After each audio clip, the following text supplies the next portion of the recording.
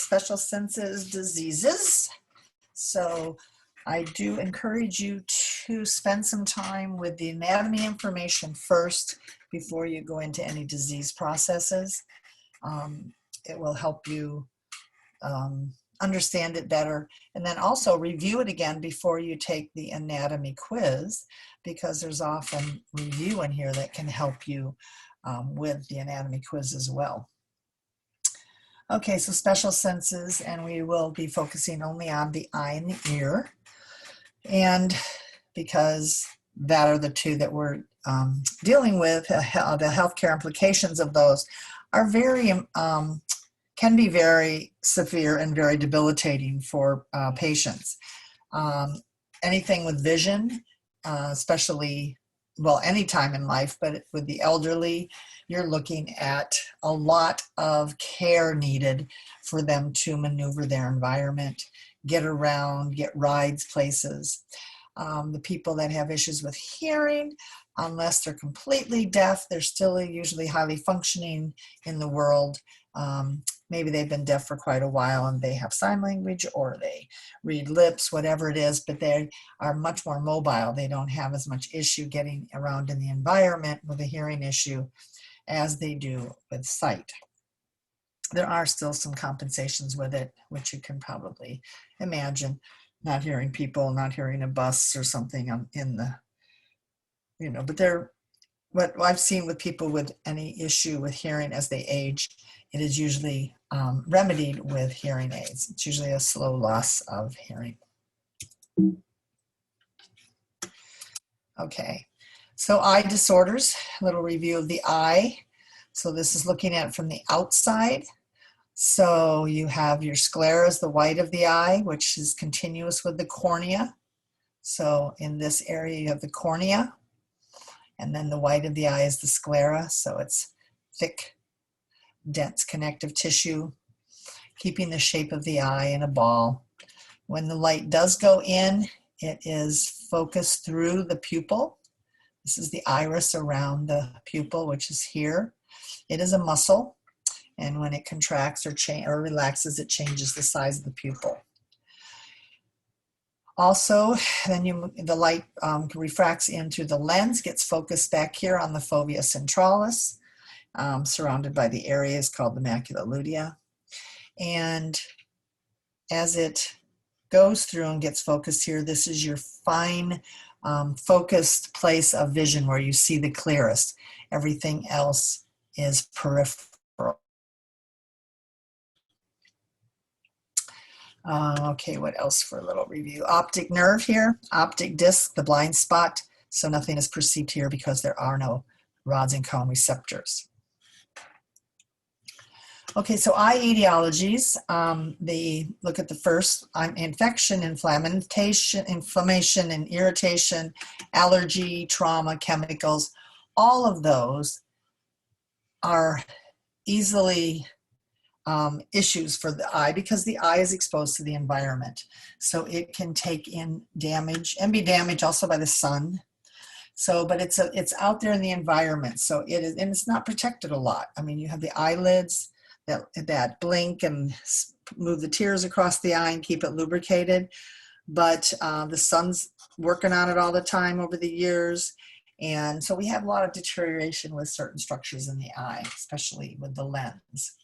Then tumor, rare, very rare, and systemic conditions. We'll look at a few systemic conditions like diabetes that can affect the eye as a result of a disease process somewhere else in the body. But mostly we're looking at issues with the eye caused by something coming at it from the outside.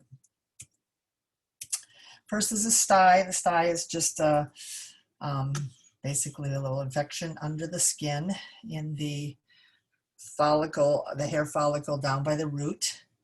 So bacteria gets in here, and bacteria does what bacteria does. They're a living organism. When they invade something, they do their thing. They do cellular respiration and produce a byproduct. Sometimes that byproduct is toxic. This is probably just a staph that's always on the skin. Anyways, it does what it does, produces an exudate, and it makes inflammation until the immune system comes in and cleans it up and the skin heals itself. You get swelling and the classic signs of inflammation. And it usually creates a little bubble or ball on the surface here. And mostly the treatment is to take and put compresses on it and wait for it to take care of itself. So compresses help ease it, warm compresses to help open the pore and help it drain. If it doesn't, here's some other medications that you can put eye ointments in. Colloidal silver, there's a lot of different ways colloidal silver is used. They have this specifically is really, I just noticed, is a dietary supplement. So this is one you'd be spraying in your throat. But you can get colloidal silver eye drops. You can use it for your ears. You can use it for your nasal spray. Spray it in your throat. Silver is antimicrobial, and it's in very, very, very tiny microparticles that don't cause the body to be, toxic to the body. And this is a homeopathic remedy for sty eye as well. And then if it lingers, they can do an incision to drain the pus out of there and help it to heal faster. Conjunctivitis. Conjunctivitis is inflammation of the conjunctiva. And the conjunctiva is this membrane here that lines the eyelid over the cornea and lines the eyelid here. So it usually starts in this area here because it's nice. It's a little indentation here. It's moist because of the tears.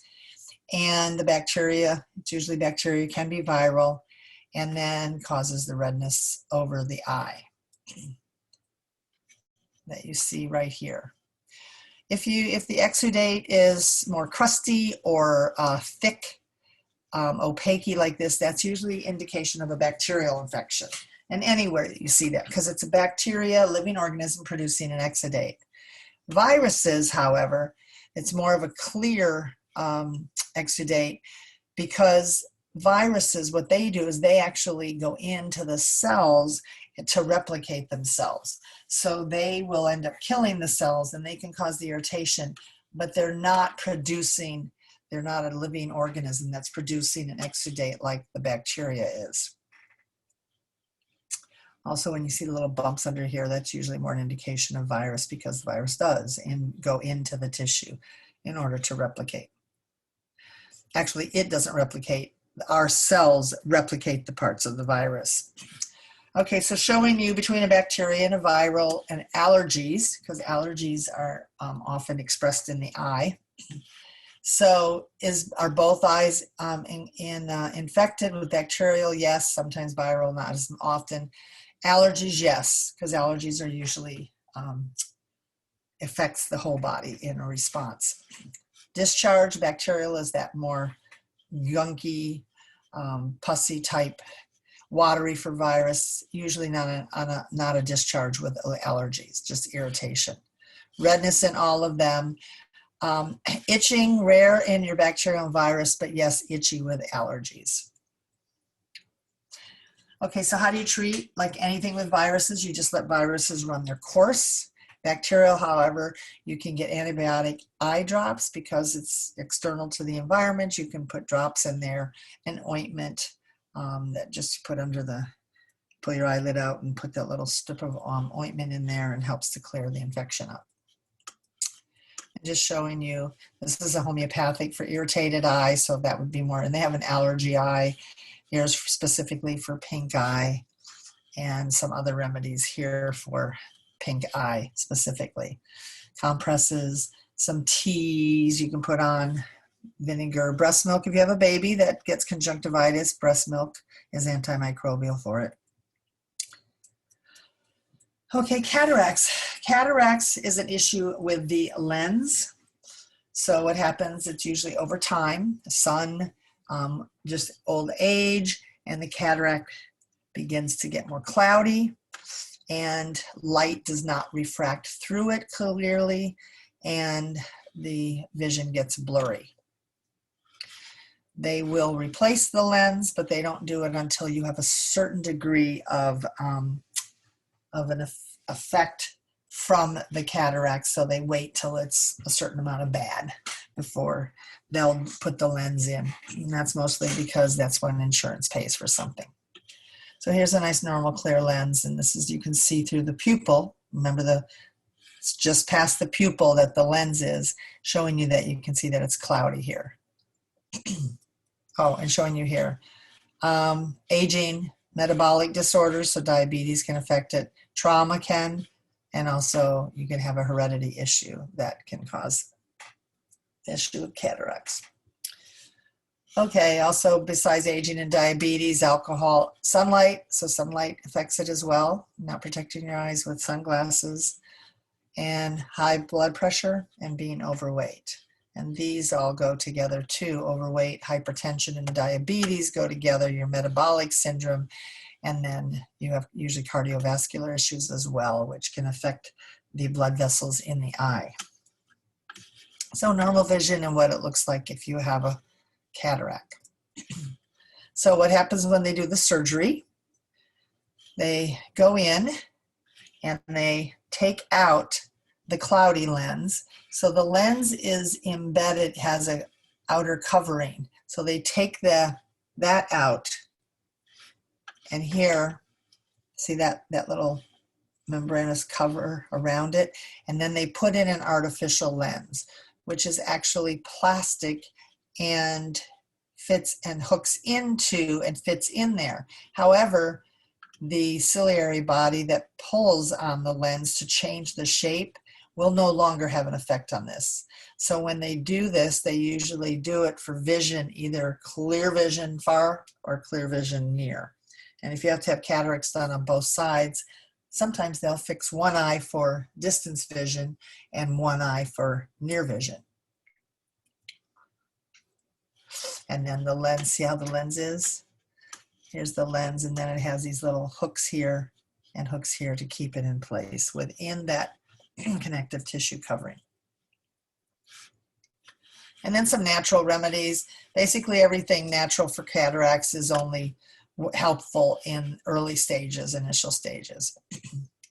Because once it gets the damage, once it's to any certain point, that's how far it's going to be. It's not going to improve. So this is more about helping to prevent. So they just have some homeopathic, different eye drops, herbal remedies to help with a cataract, but you're still dealing with not an organ, but a structure that is deep in the eye that you're not getting to putting anything topical on your eye. It's just onto the cornea. And then food-wise, things to eat to help improve eye. Probably always heard about carrots being good for the eyes. Excuse me. Okay, then we get to glaucoma. So glaucoma is increase in intraocular pressure. So since the eye is a ball enclosed in that sclera and held in that circle and filled with a fluid, there can be some issues with the balance of keeping the proper amount of fluid in there. Proper amount of fluid to keep the ball big and pushing against the side, and also the drainage, producing the fluid and then draining the fluid. If you get too much pressure in there, you're going to damage the tissue, and it can damage the optic nerve, which will then affect your eyesight. You may not know you're having an increase in pressure in early stages, but it can end up damaging the optic nerve and result in blindness. So this is something they can test when they have the eye test they do for you, testing for glaucoma. So the pressure back here and the, you can see the aqueous humor here and the fluid in the back of the eye here, putting pressure on the optic nerve. So there's two different types. Don't worry about the different, but basically here's a clog drain. Okay, so this is able to drain. It's open. The drainage angle's open, but the drain hole is clogged. And this one, it's closed, what they call closed angle. And here's the drainage hole, and it's blocked because you can't get to it. This is structurally. So they're going to want to do something here if they can. Open up the drain hole. So just showing you the effects it can have, causing missing parts, blurred areas, the different types, depending where the damage is on the retina. So what do they do for glaucoma? They do have some medications. So since it's an increase in fluid and an increase in pressure, they want to decrease fluid. So they'll often give you diuretics. Diuretics get the body rid of fluid. So that is one treatment they'll do. And then they have drops, glaucoma drops.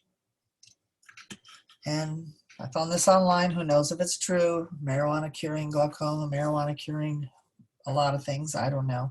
But anyways, you can, if you're into that, you might find that there's some help with that. Okay, so glaucoma surgery. So they want to go in and try and open up the hole. So if they can't get to the hole or open it up, then they might do this, what they call this microcatheter, that goes in and gets the fluid out and then drains it out. Okay, retinopathy. Retinopathy is a pathology of the retina. And if you remember, the retina is your neural layer. Okay, this is where your rods and cones are, the layers that actually take the light energy and transduce it into a nerve impulse. So if you get any damage here, you're going to definitely have damage with sight. So what can happen? This is showing you diabetic retinopathy. Diabetics will end up with issues because of the increased sugar in their blood. It affects many different systems in their body over time. And long-term diabetics usually end up with kidney failure eventually and on dialysis. Diabetes can also lead to this diabetic retinopathy where the retina and sometimes detaches, mostly because of damage to the blood vessels.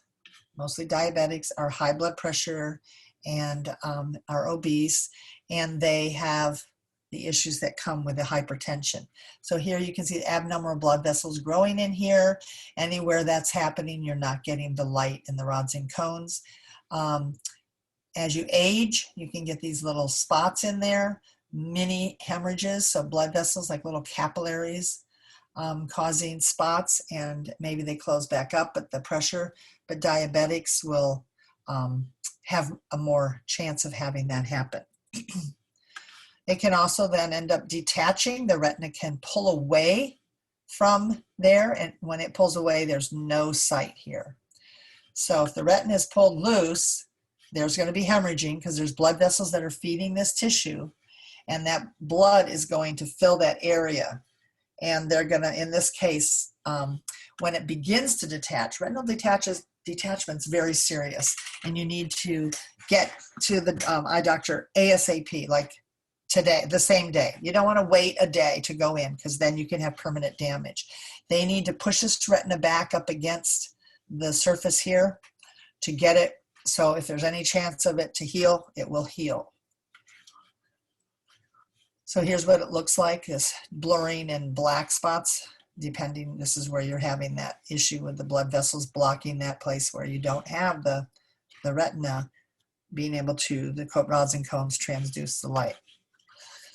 So they're now doing laser treatment. They'll go in and they can see blood vessels in the back, especially with diabetics. Both my mom and my brother had some retinal detachment and had the flashing lights. And my mom got in, and I'll show you what she ended up having because hers was done quite a while ago. And my brother had the other type, and then he also had this done to his other eye to hopefully try and prevent it. It's not something that you can see, oh, I see it's deteriorating, you're probably going to have a problem. No, it happens suddenly. And so if you start seeing little flashes of light and vision issues, you get right away because they need to do what they can to treat it. So here's the laser beam going in and zapping where the issue is, and showing you how they do it. Then what they want to do is after they here's where the retinal tear was, they need to push it back against there. So what they do is they take some fluid out and they put a gas bubble in there because remember it's an enclosed area, and this gas bubble will float, right? Will go up high depending where the tear is. So you have to hold your head so that gas bubble is superior. So if it's not on the top here, it's usually towards the back, you're going to have your head down. And this is for quite a while and you can't fly, you can't travel, you can't do anything where the pressure's on there. And this gas bubble will slowly be absorbed, but it pushes this back up against, and hopefully that heals. And then you often have some sight loss here. And my brothers did that. He had this is what my brother had treatment, and then he had this on the other eye. And for quite a while, he couldn't see, he couldn't drive, but he's able to drive now. So he got enough vision back that he can drive. My mom had this called the scleral buckle. So when she had a tear, so what they do here, before this, they did this, they squeeze the eye a bit, put the pressure up against it by squeezing and the fluid pushing it up against it. So it does pretty much that same thing. The fluid in the eye pushes up and helps it to heal. Okay, so on to here, ear disorders and hearing. A lot of these are infections. And so just a little review, your outer ear goes to the tympanic membrane, air cavity, middle ear, air cavity, because you have this eustachian tube that goes down to the back of the throat, and then your fluid-filled cavity in the inner ear. Okay, first external otitis. So this is affecting the external ear, so all the way up to the tympanic membrane, often called swimmer's ear, but you will put external otitis if I'm asking you to fill in a blank on that. Swimmer's ear will not get you points. So there's organisms sometimes in the pools and where you're swimming, and why it's called swimming's ear, because this often happens in the summer when kids are swimming. Often happens too, a lot more with kids. And it gets inflamed, and bacteria can get in there, and then you get that exudate, and it's very painful because this is very, very sensitive and inflamed. So what can you do about it? This is what it looks like. You can look into, with an otoscope, into the external auditory meatus and see the redness, and then also back to the tympanic membrane. So this is what they call acute. So when it's acute, the tissue is still good, but it's inflamed. Here's chronic, so it's an on and ongoing issue. The skin's going to heal weirdly, and skin maceration, and you'll get keratosis, meaning look at, it's forming basically like scar tissue, the keratin, the protein. And now you've changed the skin lining this. So that's chronic. So it's something you want to get handled so you don't have chronic issues with this. Okay, so that's an otoscope, looks into the ear, and you can see the tympanic membrane. I really suggest any parent get one of these. It's just a scope, it's not invasive. You put it in the ear and it push a light and you can see the eardrum. And you'll know if your kid has an ear infection or not, because if it's middle ear, it's going to push against the eardrum and you'll see the inflammation. Okay, so swimmer's ear, basically all these drops and things, some people use them every time after they're in a pool. They're mostly alcohol. And here's this one's antibacterial and antifungal, but you're basically trying to put alcohol into, not sterilize, but kill any bacteria or viruses. And then some natural remedies here. This is good in general for a lot of the ear, anything with the ears, even middle ear infection. When my kids had middle ear, anything with the ear, external or middle, I did a thing where I would cut an onion in half and a whole half and put it, the flat side down in a pan with olive oil and get it soft. And then I would put that in like a cheesecloth, and the oil, the warm oil from that would drip down into the ear and would be soothing. So here it says olive oils help, soothe it here. Same with garlic oil. And then they even have actually eardrops called garlic mullein that are also, but it's nice to warm them because it's more comforting in the ear. And then my kids would just lay there with that on their ears. Onion is known to pull bacteria out. And so that's why I would use onion. In fact, they say if you cut an onion in half and you put it by, if you're fighting a cold or something, you put it by your bedside, it'll help draw bacteria. And also if you cut an onion to cook, don't keep that other half of onion because it draws bacteria to it. So use the whole thing up or throw the other half away. Okay, otitis media. So now we're otitis, inflammation of the ear in the middle ear. So it's going to put pressure, and so we're in the middle ear. It's an air-filled cavity, but look what's in here. So it's often bacterial, comes up from the throat because the throat is wide open to the environment. Strep throat, any of those bacteria that can get in the throat then can travel up the eustachian tube and get inflamed and block and trap it up here, and the bacteria will do what it does. There's moist, it likes darkness and moist, which is perfect environment, and just cellular respiration and produces a byproduct. Sorry. And then you'll see that the tympanic membrane then can bulge out.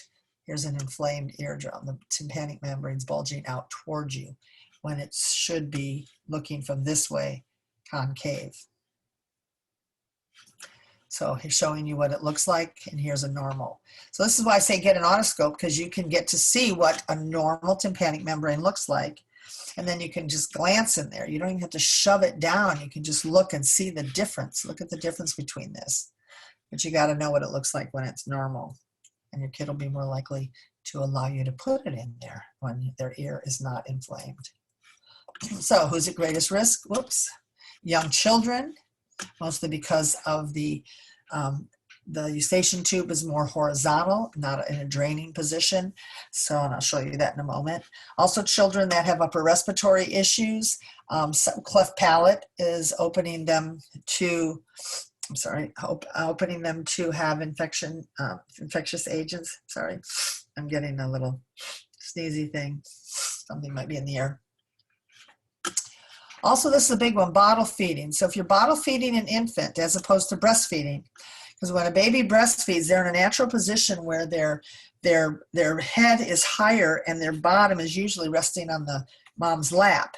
So breastfeeding them, they're in the position to drink and the milk to go down. But if you lay your baby down and give them a bottle, they'll lay there and suck on it. And then that milk is, they're not in a good digestive position.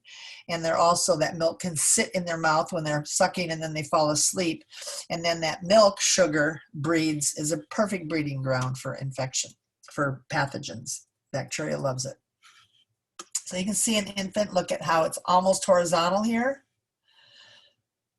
Okay, so here's the external ear, middle ear, eustachian tube, and there's your inner ear. And that's how it drains. And here's an adult, much more in a draining position. And here's your baby upright and it's still horizontal. So you definitely want to have them as upright as possible, because you lay them flat and they're drinking milk. It's so easy for it to go up and in there and cause a middle ear infection. So sometimes they'll give you antibiotics. Okay, so this is one you can't drip. You can drip eardrops in here, but if you're going to do an antibiotic for an ear infection, you're going to be taking them systemically, which means they go into your whole body.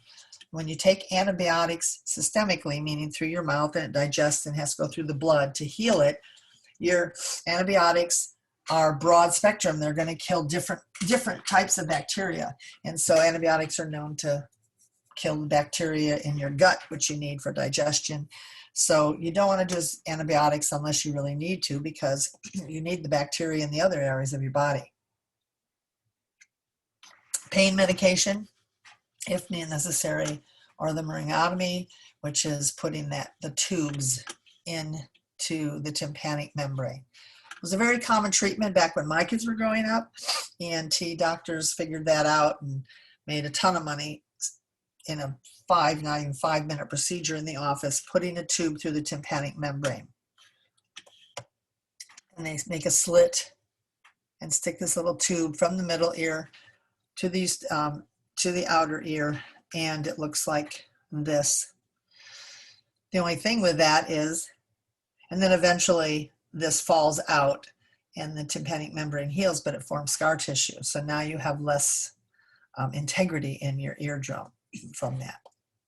Also, I actually did this with only one of my children. It's one of the few things I regretted doing, because we had a swimming pool and my kid complained of, middle ear, and had I had him checked out, and they said, yeah, it's like he's not underwater, but he's hearing, it's blocked in the middle ear.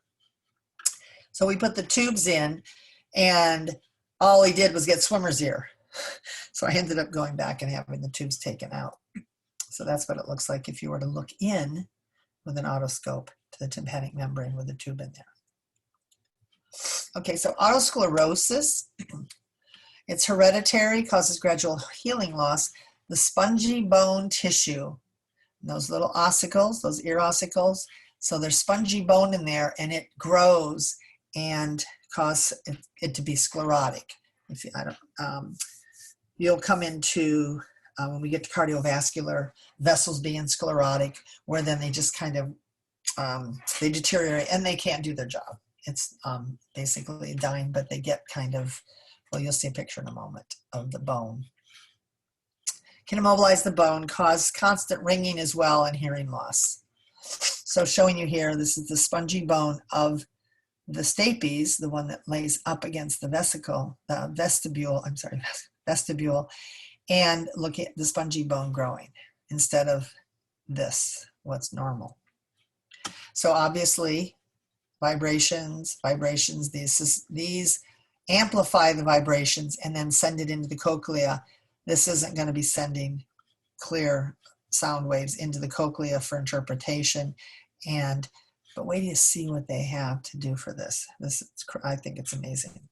If you saw how small and tiny, I told you about that in the anatomy lecture, not even as big as half of your little finger.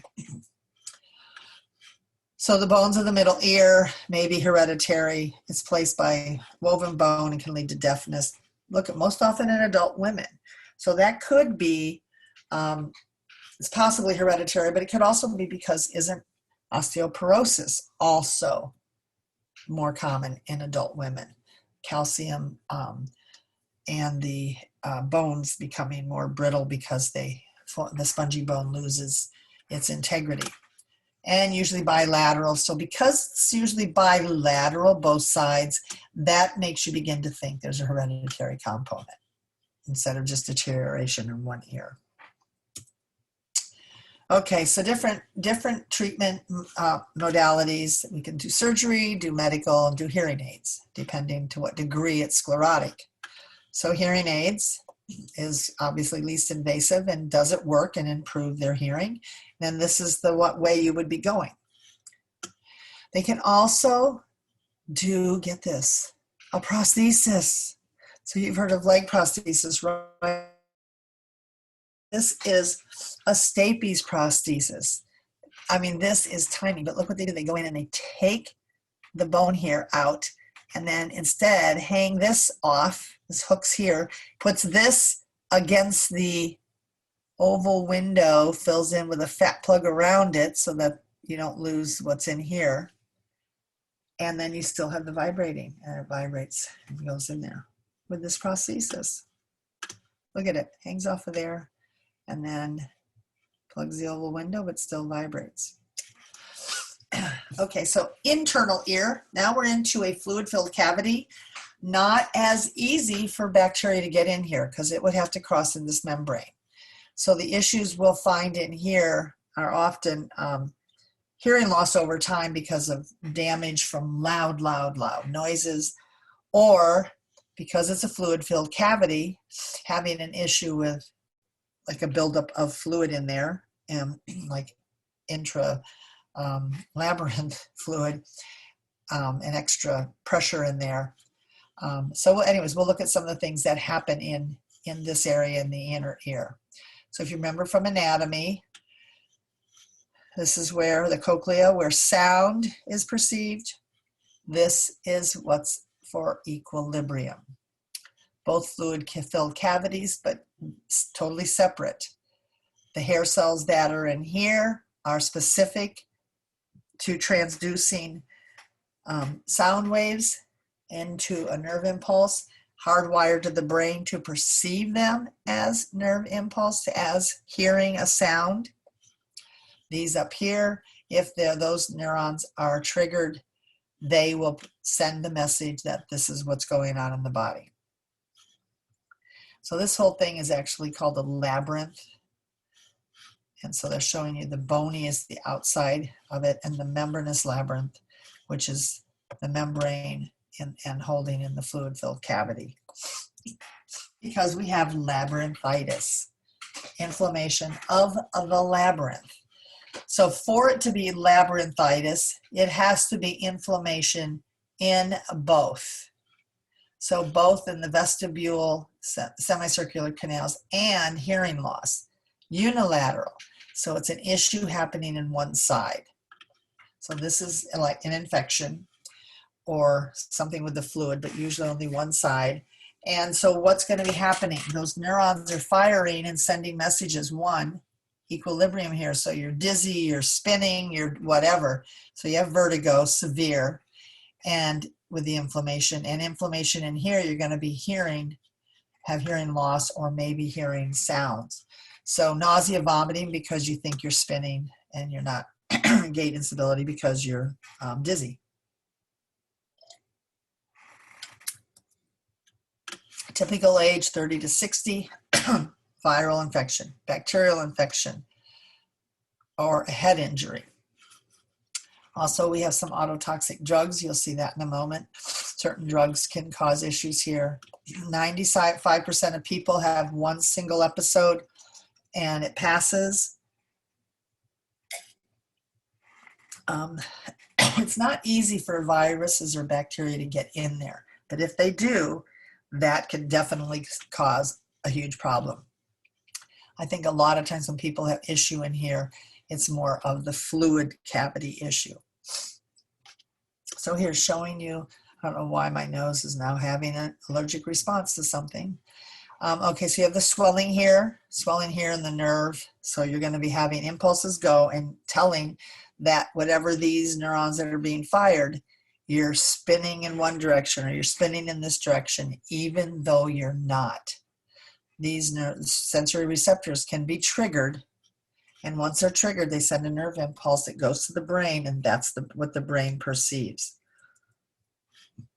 Okay, if it does not have hearing loss, it is just vestibular neuritis, and then it's only affecting your balance. It has to have the hearing loss as well to be labyrinthitis. It has to have both components. Okay, so here's I just explained the infection causing the inflammation in here. Early symptoms already, headache, vomiting, nausea because you think you're spinning. Can be a fever, the body responding, one, to the infection, bacteria. Can have ringing in the ears as well. So these are some, and these are common symptoms of anything, especially when it's here in the labyrinth, because you think you're spinning and you're dizzy and sick. Okay, so treatment, antihistamines. Antihistamines are against histamines. Histamines cause inflammation. Antiemetics, that's vomiting. So this is antiemetics would be, again, helping you to not vomit. Sedatives to relax you. Intravenous fluids. And then antibiotics if they think it's a bacterial infection. Okay, so Meniere's disease is a bit different. And Meniere's disease is more of a long-term issue, also known as endolymphatic hydrops, so just Meniere's disease. So here it's associated with the membranous labyrinth, okay, due to high pressure. So this is where you have high pressure of the endolymph. That's the fluid that fills the inner ear. Too much of that, you have pressure against all those membranes, which is inflammation, and you're going to have those same signs. The nerve sending the information that you're spinning, or here's your with your eyes crossing, because you think how your eyes look around when you're spinning. Ringing in the ears, nausea, hearing loss. Treatments can include those same ones we talked about before. Diuretics, salt restricted, because we'll learn about with urinary. wherever salt goes, water follows. And then the urinary system uses this to take water out to produce urine. And it does it by reabsorbing or moving sodium around. We call it salt sucks. Salt sucks water in. So if you're eating a high salt diet, you're putting a lot of salt in your body, which is going to be in the blood, which is going to bring fluid into the blood, which helps to cause high blood pressure. Why they tell people with high blood pressure to have a low salt diet. So here they're treating with that, and in severe cases when it's not going away, they might go in and put a shunt in. A shunt is putting a drain tube in one part of the body. In this, it would be over in the endolymph, probably the sac, and then shunting it down into the body or shunting it somewhere where the body can absorb it. Okay, certain drugs. Now, this is one known drug. As an RN, we had to know if a patient was getting gentamicin. It's an antibiotic. It's ototoxic. So you have to constantly monitor the patient for any change in their hearing. It's a side effect. However, because of that, they're using it for treatment for Meniere's disease in putting low doses in through the tympanic membrane into, and having the toxicity of that help to work to take care of this. I don't know how or why or how it works, but it's interesting. It's like I've heard of them using, I think it's actually HIV, that virus, to go in and help cure some types of cancer. Anyways, lots of new things in the medical field. So here you can see the larger, with Meniere's disease, the larger endolymphatic sac, and it's backed up. It leads to swelling. All the fluid is in there, so there's not a proper production of fluid and drainage of it, and the swelling is distorting sound and distorting your balance. So here's incidence of it when they first get it. So very high in this area here. So stages of it, so it's chronic, it goes on. So all of a sudden you're like, whoa, what's happening?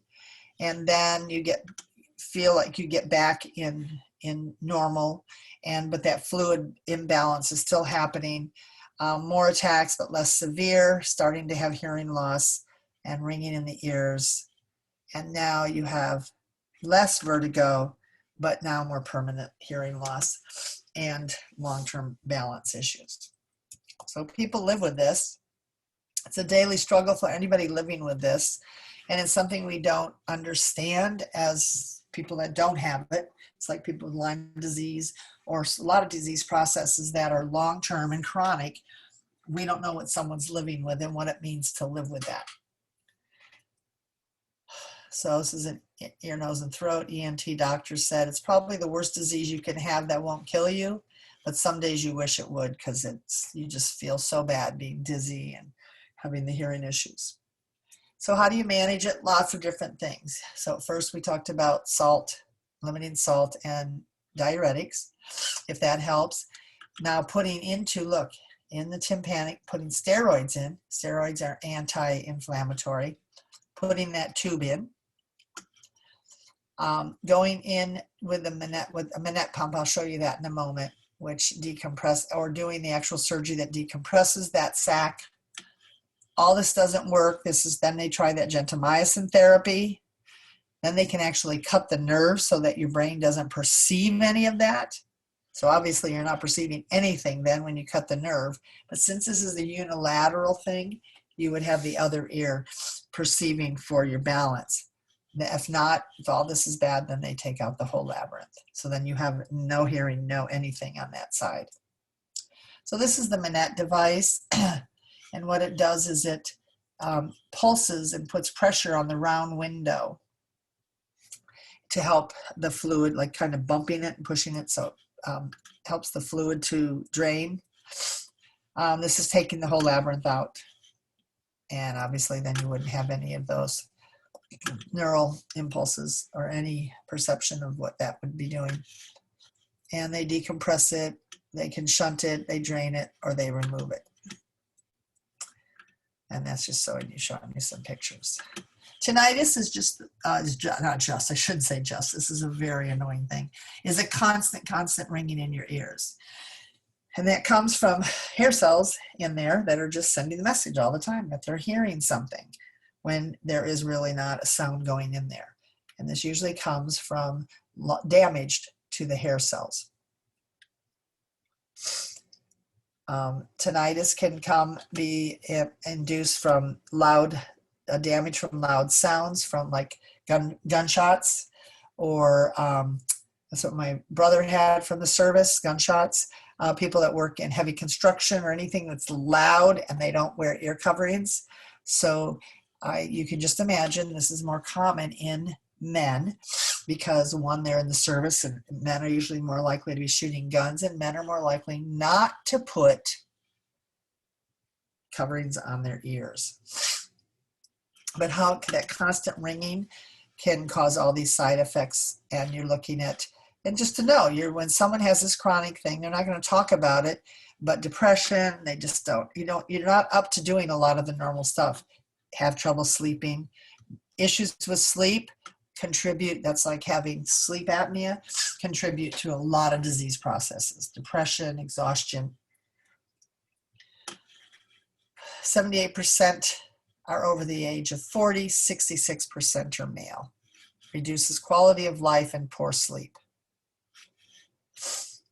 So, look at the precautions. Protection, prevention, prevention, prevention. So many things can be done to prevent just about any disease process, unless it's genetic. Using earplugs. So loud music, you have people that listening to loud music have issues with this. Keeping yourself hydrated. And look, if you're listening to music, take time out. So these kids walk around with these headsets all the time. So how loud? That's putting the sound right into their ear. So protect, instead of headsets, putting earplugs in when you're at a live music venue. You don't even have to have this thing going on your head. There's little plugs that you can just stick in your ear. Okay, so the neural structure, we talked about this in anatomy. So here's your hair cell.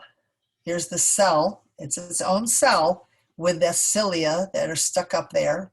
And then when the sound waves hit the membrane underneath it, it pushes it up, and then it has that membrane over the top that bends these hairs. So you need all those structures in order for this to get triggered.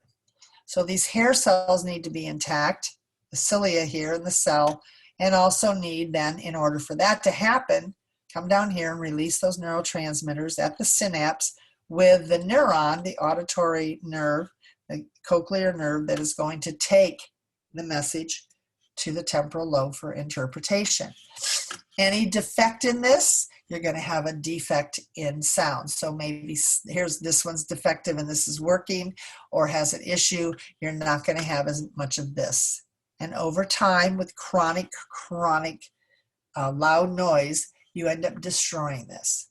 They don't grow back. Okay, so all the things that tinnitus can happen, overall stress, contributing to everything. Okay, so they're trying to find and do new treatments, implanted devices that will deliver targeted drug therapy directly to it. So they're working a lot on a lot of treatments to get whatever the drug is needed to the actual area. You're trying to do this with cancer treatments that well targeted to the area so that you don't have destroying a lot of other tissue in the process. So here's this controller, it's got it in there and it's implanted, and he has control over when it puts out the medicine. Look what it affects. 1 in 10% of the adult population, 40% of all veterans. You think they're putting headphones on, not headphones, protective covering over their ears? No, they're not. And that's it. So I'll be getting you endocrine. I'm going to try and get both of you, both anatomy and you guys, your endocrine lecture so that you have the material, because you have exams the following week, both the same week now, because anatomy now is pushed out. So stay up on your studies, because it all can catch up with you if you try and cram. All right. Oops, did I end it? I think I ended it. Sorry.